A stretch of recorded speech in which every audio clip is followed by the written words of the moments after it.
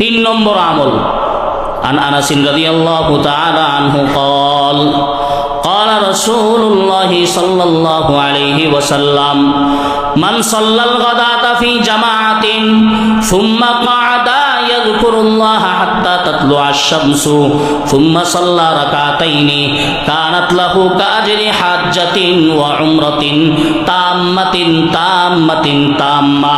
হযরত আনাস রাদিয়াল্লাহু তাআলা আনহু বলেন, নবী সাল্লাল্লাহু আলাইহি ওয়া আলিহি ওয়াসাল্লাম ইরশাদ করেন, যে ব্যক্তি জামাতের সাথে ফজরের নামাজ আদায় করে, জামাতের সাথে ফজরের নামাজ আদায় করার পর সূর্য ওঠা পর্যন্ত মসজিদে অবস্থান করে জিকির আজকার করতে থাকে, এরপর যখন সূর্য উঠে মাকরুহ ওয়াক্ত যখন শেষ হয়ে যায়, ইশরাকের সময় 2টা রাকাত নামাজ আদায় করে, অন্য হাদিসে 4 রাকাতের কথাও আছে। সুতরাং কমপক্ষে 2 রাকাত। কমপক্ষে কয় রাকাত?